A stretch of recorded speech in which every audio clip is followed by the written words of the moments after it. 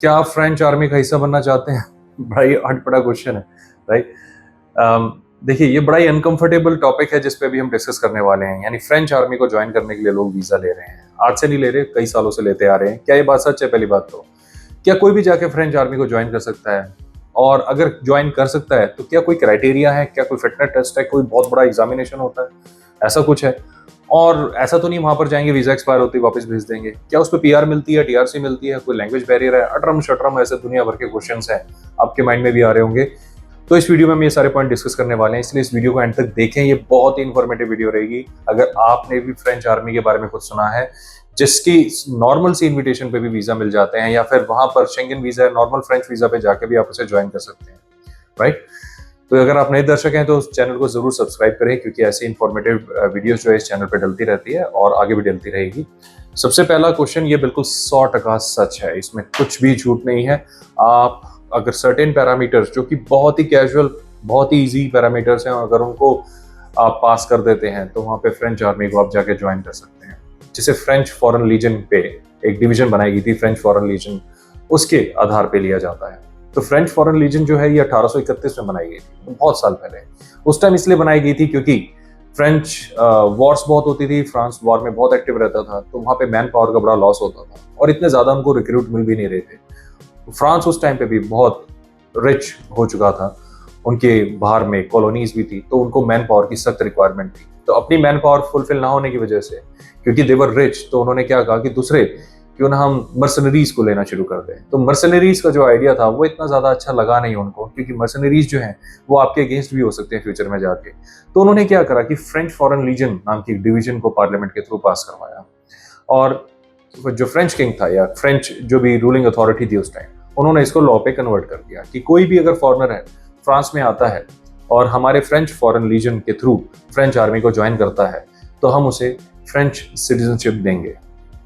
उसके कुछ पैरामीटर्स भी बनाए गए जो भी हम डिस्कस करने वाले हैं, जो कि मैं बार बार कह रहा हूँ बड़े आसान है, आप भी सुनेंगे हैरान हो जाएंगे। तो अब इसमें है क्या ये, मतलब क्या अभी भी ये प्रैक्टिस है? ठीक है, वो तो 1831 की बात है, 150 साल हो गए इन बातों को, उससे भी ज्यादा हो गए, बल्कि 200 होने वाले हैं।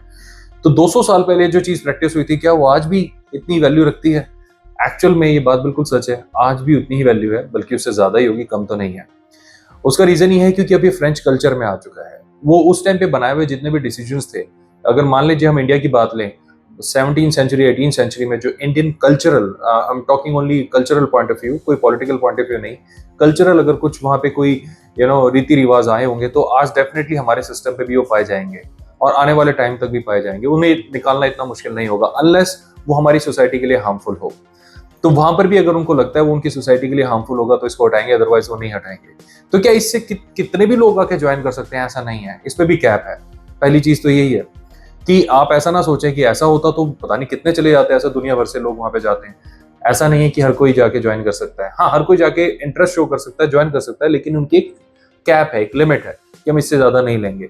अब इसके क्राइटेरिया क्या है, टेस्ट क्या है? क्योंकि इंडियन आर्मी को ज्वाइन करने के लिए तो बहुत डिफिकल्ट टेस्ट है। आपको एक पर्टिकुलर स्पीड पे, एक पर्टिकुलर डिस्टेंस को एक पर्टिकुलर टाइम के अंदर कवर करना पड़ता है। आपका चेस्ट साइज देखा जाता है, हाइट देखा जाता है, और काफी सारी चीजें इसमें मेजर करी जाती हैं। आपका फिटनेस टेस्ट ही पास करना बड़ा मुश्किल हो जाता है। इंडियन आर्मी का सिलेक्शन इतना आसान नहीं है। तो क्या फ्रेंच फॉरेन लीजन में भी ऐसा ही है? नहीं। कमाल की बात तो यही, हम भी हैरान है, ऐसा क्यों?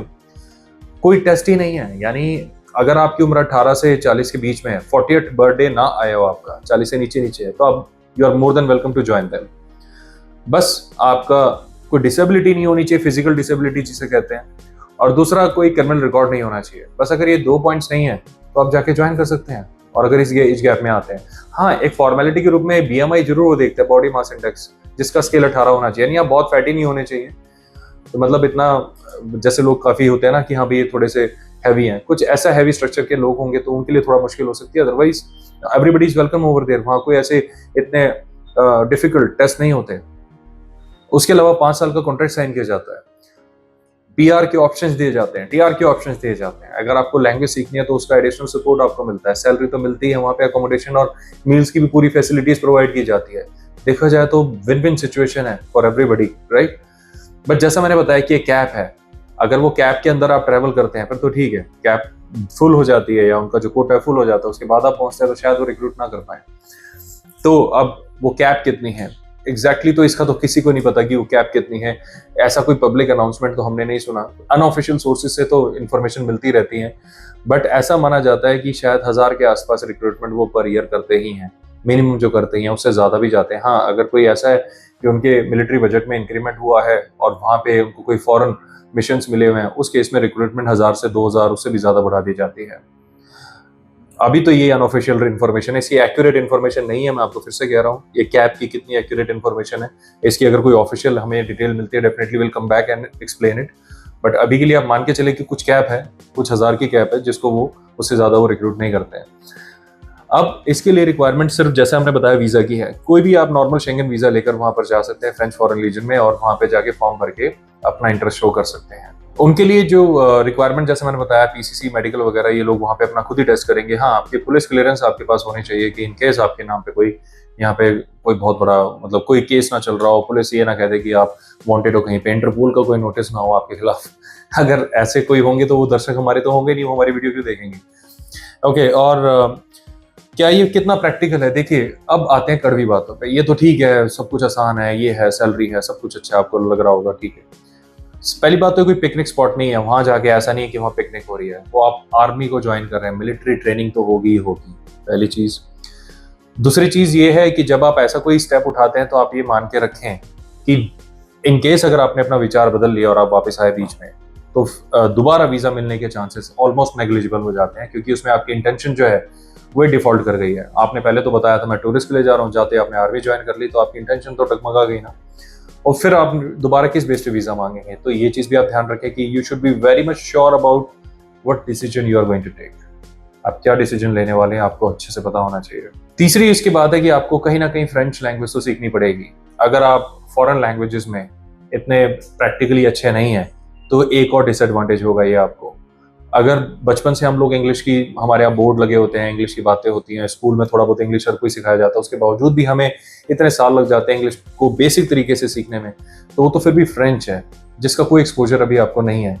तो आप ये डिसीजन खुद लें कि क्या वो फ्रेंच इतनी तरीके से आप सीख पाएंगे। अगर सीख पाएंगे, आपको लगता है कि हाँ मैं बिल्कुल कॉन्फिडेंट हूँ, फिर तो आप ये डिसीजन ले सकते हैं, आप ट्राई कर सकते हैं। अब इसके लिए रिक्वायरमेंट क्या है, मतलब वीजा कैसे ले, वो तो ठीक है, हमने सारी चीजें समझ ली। एक नॉर्मल शेंगन वीजा ही है ये भी, यानी आपने अपना ये बताना है कि आप वहां पर क्यों जाना चाहते हैं। नेचुरली अगर आप फ्रेंच आर्मी को ज्वाइन करना चाहते हैं तो बेटर रहेगा कि आप पहले से एक्सप्लेन करके काउंसलर को बताएं कि भाई मेरा तो ये मोटिव है, मैं कोई टूरिज्म के लिए नहीं जा रहा हूँ। आप ये देख सकते हैं मेरा सारा रिकॉर्ड एकदम क्लीन है। अब वो यहाँ पे फ्रेंच एम्बेसी के ऊपर है कि वो आपको वीजा दे या ना दे, लेकिन झूठ बोल के जाना बिल्कुल भी एडवाइजेबल नहीं है, आपको सच बोलना चाहिए।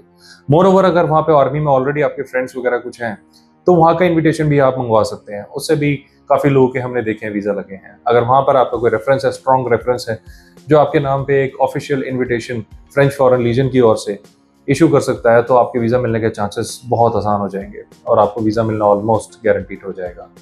ऑलमोस्ट गारंटीड यानी 100% गारंटी तो तब भी नहीं है, बट मिल जाता है, कहने की बात है। तो ऐसा भी एक स्टेप है, ये भी आप ले सकते हैं। इसमें जैसा मैंने बताया कि आपके अकाउंट में एक मिनिमम बैलेंस होना चाहिए। जो भी आप काम करते आ रहे हैं उसके प्रूफ लगाएं, बिजनेस है, जॉब है, उसके प्रूफ लगाएं, टैक्स भरते आ रहे हैं तो आईटीआर भी लगाएं।